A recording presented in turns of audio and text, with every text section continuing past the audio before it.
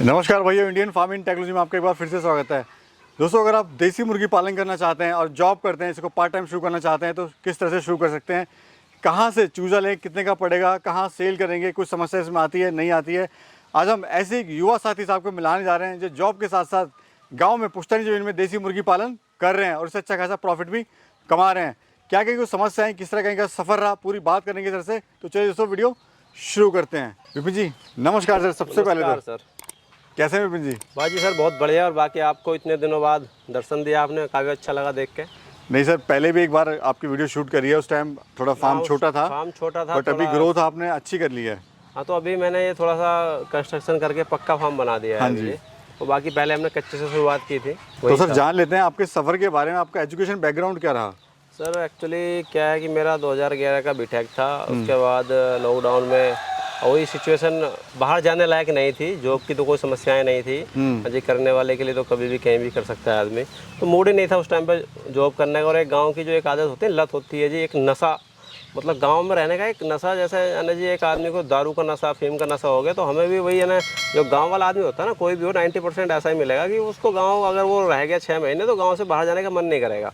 तो वही एक नशा सा हो गया था, गाँव में रहने का मन था नहीं बाहर जाने का। तो उसी टाइम पर ये अपना स्टार्टिंग की थी, हमें किसी और के साथ पार्टनरशिप में शुरू करके हमने पहला कच्चा फार्म शुरू किया था। और उसके बाद फिर हमने धीरे धीरे उसको, जब समझ में आई चीज़ें, काफ़ी कुछ सीखने को मिला, नुकसान भी उठाए, तो उसके बाद हमने फिर ये पक्का फार्म बनाया। तो सर कि इंजीनियर मुर्गी पालक कैसे बन गया, क्यों बन गया? देखिए, इंजीनियर तो हम बाद में बने, उससे पहले तो गाँव के देहाती किसान ही है। और बचपन से ही जी खेत में, गाँव में काम करते आए हैं, तो इसमें कोई समस्या नहीं होती, हमें कोई एजिटेशन नहीं होती। कुछ लोग हैं ना जी, जिनको मिर्ची लगती हैं, उनको थोड़ा मज़ा नहीं आता, उनको मतलब वही है ना कि आदमी बोलता है जी यार है ना, खुद के दुख से दुखी नहीं है, दूसरे के सुख से दुखी है। तो सर शुरुआत जो आपने करी, कितने साल पहले आपने करी और कितने बड़े से शुरुआत करी आपने? ये हमने 2021 में शुरुआत की थी, तो लॉकडाउन लग गया था 20 मार्च को। तो कच्चा फार्म हमने बनाया था, एक गांव के अपने भाई थे, तो उनके साथ हमने वो फार्म शुरू किया था। उसके बाद उनकी इच्छा नहीं थी बाद में वो फार्म करने की वहाँ पे, धीरे धीरे तो फिर मैंने अपना खुद की ज़मीन में अलग फार्म बना लिया ये, और ये पक्के फार्म से फिर हमने शुरू किया। तो लगभग 2 से 2.5 साल हमको इसमें करते करते हो लिए हैं।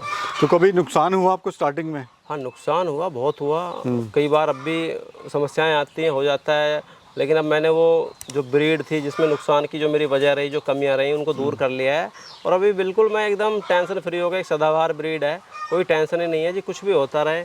अभी इस बार भी बरसात में इसमें 3 से 4 फीट पानी भर गया था अंदर, थोड़ा पानी ज़्यादा आ गया था, उसके बावजूद इसमें कोई समस्या नहीं आई। जो बच्चा भीग गया, 10-20 बच्चों की मोर्टेलिटी हुई भीगने की वजह से, बाकी जो बच्चा भीग गया, भीगने के बाद ऊपर बैठ गया या पानी में पूरा नहलाने के बाद बच्चों को अलग उठा के रखा, वो बच्चे में भी कोई समस्या नहीं आई। तो ये ब्रीड ऐसी है इस टाइम पे मेरे पास, ब्लैक एस्ट्रोलोब, जैसे कड़कनाथ हो गया, ब्लैक एस्ट्रोलोब हो गया, इसमें कोई समस्या आती नहीं है। तो खासियत अगर हम कंपेयर करें सर कड़कनाथ से और डबल एफजी से, तो इसमें क्या खासियत है और क्यों अलग है इन दोनों से? देखिए, डबल एफजी तो मेनली हो गई अपनी मीट पर्पस के लिए, और बाकी कड़कनाथ तो जी यानी एक इम्यूनिटी पावर है, बूस्टर है वो। तो उसका तो अंडा भी है ना, जो आदमी कोई लेगा तो 20 रुपये का अंडा मार्केट में बड़े आराम से मिल जाता है। और इसको अगर हम लेके चलें तो ये कड़कनाथ के मुकाबले तो खैर इतना स्ट्रॉन्ग नहीं कह सकते, लेकिन हाँ बाकी नस्लों के मुकाबले, डबल एफजी हो या RIR हो, इनके मुकाबले ये बाकी जितनी भी देसी वैरायटी हैं, सोनाली और ये सारा इनको टक्कर देती है, उनकी बराबर की नस्ल है, तो इसमें कोई समस्या नहीं आती है। तो ये अंडे के लिए रखी है आपने? हाँ, मेनली ये अंडे के लिए रखी थी मैं। ये मुंजाल भाई हैं करनाल में, सभी जानते हैं, ब्लैक एस्ट्रोलोब के ऑल ओवर इंडिया में स्टार्टिंग होने की थी, तो उनसे लेके आया था ये ब्रीड। और 200 मुर्गी में लेके आया था अंडे के लिए डायरेक्टली वहीं से। उन बच्चों को मैंने 6 महीने तैयार किया, उसमें से जो मेरे मुर्गे निकले, उन मुर्गों को फिर मैंने इन मुर्गियों के साथ छोड़ा क्रॉसिंग के लिए, और तब मैंने फिर खुद की ही हैचरी मशीन बनाई। तो किसी भाई को चाहिए होती है तो सस्ते में बना के दे देते हैं, देसी जुगाड़ क्या। वैसे जो मेरे मीटर वगैरह लगे हुए हैं, मैं नंबर 1 क्वालिटी के लगाता हूँ उसमें, क्योंकि एक बार सस्ता वाला मीटर लगा दिया उसकी वजह से समस्या आई थी जी। तो ये जो बर्ड लाए थे कितने का लाए थे सर, और ये चूजा आप कितने का लाए थे, और ये चूजा आप कितने का दे रहे हैं, या कोई और कितने का? चूजा जब उस टाइम पे लाया था, सर्दी का मौसम था, अक्टूबर 27-28 अक्टूबर को मैं लेके आया था लास्ट ईयर 2022 में। तो तब से मेरे यहाँ अंडा, मुर्गी लाया था 200, तो अंडा देते हुए लाया था। बाकी छोटा चूजा लाया था, वो उस टाइम पे 35 रुपये के समथिंग का पड़ा था। और अभी मेरे यहाँ पे भी वही है कि लोकल में डिमांड ज़्यादा रहती है। अभी डिमांड के अकॉर्डिंग 50 रुपये तक का भी बिका है पीछे, अच्छा 52 रुपये तक का भी गया है। तो बाकी अभी तो इसका रेट वही 35-40 का यहाँ चला जाता है। और फिर मैं क्या करता हूँ कि नया किसान है उसको सलाह देता हूँ कि भाई आप एक दिन का ना लें, अगर आप पुराने फार्मर तो एक दिन का लेके जा सकते हो। तो उसको ब्रूडिंग करके तैयार करके देता हूँ, तो वही अगर 10 दिन का चूजा है तो 55-60 का मेरे यहाँ से बड़े आराम से चला जाता है। अच्छा, खाने में सर क्या आप इनको क्या देते हो?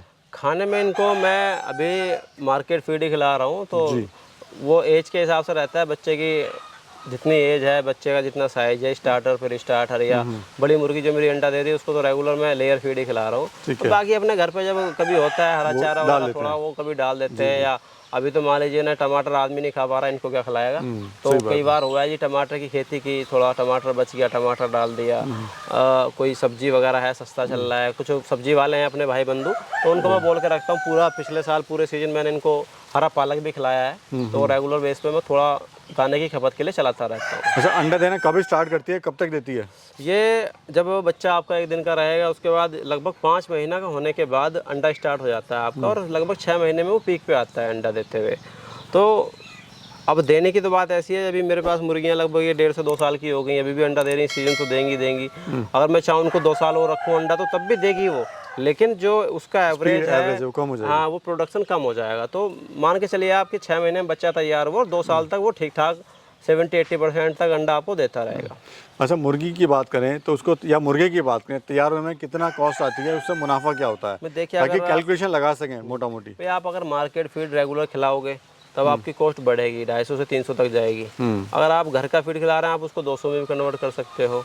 आप वहीं FFG डाल दें ब्लैक एस्लो के मुकाबले तो उसकी कॉस्ट और ज़्यादा बढ़ जाएगी।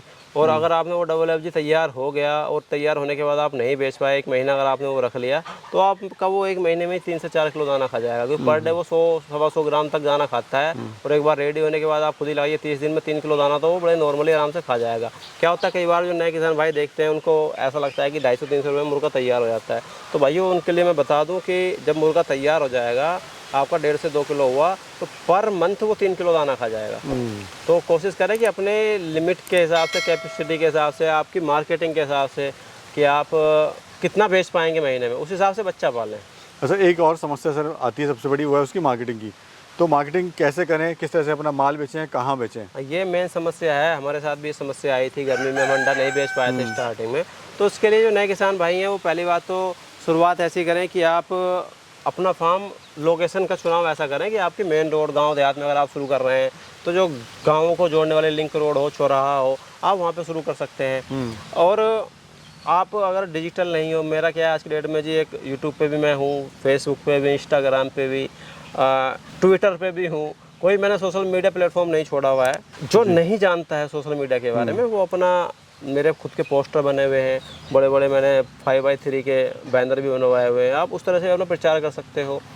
आपके पास और कई सारे तरीके हैं। आपका अंडा बिक्री के लिए सेल होना शुरू हो गया है, नवंबर-दिसंबर है, आप एक ई-रिक्शा वाला करके आसपास के 10 गांव में प्रचार करा सकते हो। ये आदमी के पास जो गांव देहात का है उसके लिए सुझाव है कि वो ऐसा कर सकता है। बाकी अब मेरा तो 2.5-3 साल हो गए हैं, तो मेरा तो आसपास के 25 से 30 गाँव वाले नॉर्मली वैसे ही यहाँ पर जानते हैं, आपको पता है। अच्छा, एरिया कैसा है फार्म का? एरिया इसका लगभग मान के चलिए आप मेरा 45 फीट लंबाई में है और 25 फीट चौड़ाई में है, और उससे डबल मैंने ये बाहर ओपन एरिया फ्री रेंज में छोड़ा हुआ है। और ये अभी समय नहीं है, अगर मैं इसको बढ़ाऊंगा तो अपना ही खेत है यहाँ से काफ़ी, तो जितना चाहें हम उतना एरिया इसका बढ़ा सकते हैं। अच्छा, कोई अगर नया काम शुरू कर रहा है, देखा गया कि फार्म पे जो है काफ़ी पैसा लगा देता है। हाँ, तो किस तरह से अपना फार्म बनाए कम खर्च में? हाँ, ये अभी जैसा आप मेरे पीछे देख रहे हो इसमें 2 लाख के समथिंग मेरा लग गया जी। अब कोई नया किसान भाई है, और अभी आज ही मेरे पास एक कॉल आया था, एक भाई थे अपने अमेठी रायबरेली से, तो वो भी जब वो इंडिया के बाहर रहे, वहाँ पे कुछ पैसा कमा लिया, उसके बाद जब घर पे आता है आदमी 10-20 लाख जेब में है, तो सोचता है यार लगा दे शुरू में। तो उनको भी मैं सलाह देना चाहूँगा ऐसे भाइयों को कि वो एकदम से पैसा इन्वेस्ट ना करें, अपना कच्चा फार्म से शुरू करें। 200 बच्चों के हिसाब से 300 स्क्वायर फीट 400 स्क्वायर फीट में एक कच्चा फार्म बनाएं, छप्पर डलवाएं अपना। मुश्किल से मुश्किल आपका 20 से 25 हज़ार में मैक्सिमम छप्पर। और ये जो जाल है मेरा लोहे का जाल है, बाहर जो मुर्गा जाली आती है वो 6 फीट लंबाई में आती है, वो लगा के आप 30,000 रुपये में अपना मैक्सिमम से मैक्सिमम 200 से 250 बच्चों का फार्म शुरू कर सकते हैं। तो शुरुआत छोटे से करें। आपको लग रहा है आपकी मार्केटिंग बढ़िया, आपका बच्चा बिकना शुरू हो गया, तो पहले दिन से बच्चा बेचने लगे। आप ये ना सोचें कि आपको 200-250 ग्राम का बच्चा 50 रुपये का पड़ा तो मैं इसको पूरा तैयार करके बेचूंगा। आप पहले दिन से बेचेंगे तो आपकी मार्केटिंग बढ़ेगी, 10 लोग जानेंगे, तो बच्चा पहले दिन से ही बेचना शुरू कर दे। अच्छा, कोई अगर 500 बच्चे शुरुआत करता है तो क्या खर्चा, कितना उससे अर्निंग ले सकता है? 500 बच्चों से अगर कोई बंदा शुरू करता है तो आप लगा के चलिए कम से कम नहीं तो फार्म की कॉस्ट अगर मैं छोड़ दूं, किसी के पास अपना फार्म है, कोई पक्का बनाता है तो उसको 1 लाख खर्चा आ जाएगा, कोई कच्चा बनाता है उसका 30,000 खर्चा आएगा, किसी के पास अपने घर के पीछे पहले से पशुओं के लिए कोई बैकयार्ड टाइप में कमरा पड़ा हुआ है उसमें करता है तो उसका 0 खर्चा आएगा। तो वो तो उसका बनाएगा भी तो उसका खुद का हो गया। उसके अलावा अगर 500 बच्चों को हम लें तो मान के चलिए आप कम से कम नहीं तो 1.5 लाख के समथिंग तो बच्चा दाना ही खा जाएगा। और उसके बाद जो बच्चे की कॉस्ट है वो डिपेंड करती है, लेकिन एक एवरेज प्राइस आप 25 से 30 रुपये लेके चलिए, तो 30 रुपये भी हम ले लेते हैं तो उसके अकॉर्डिंग लगभग 1,75,80,000 रुपये हमारा खर्च हो जाएगा। अब बिक्री के ऊपर डिपेंड करता है। 500 बच्चे आपने पाल लिए, मार्केट आपकी है नहीं, आपने धीरे धीरे करके उनको बेचा, आप 6 महीने में बेचते हो तो आपका हो सकता है वो घर से लग जाए। आप 3 महीने में तैयार करके बेचते हैं तो उसमें आप हो सकता है कि 1 लाख का प्रॉफिट कमा लें। तो इसलिए आप उन 500 बच्चों को एक साथ लेने के बजाय 200 बच्चे लें, 2 महीने बाद फिर 200 ले लें, फिर 2 महीने बाद फिर 200 ले लें, एक रोटेशन बना के रखें। बहुत भाइयों के फ़ोन आते हैं वीडियो देख के, मेरा भी नंबर वीडियो के नीचे आपको मिल जाएगा भाइयों।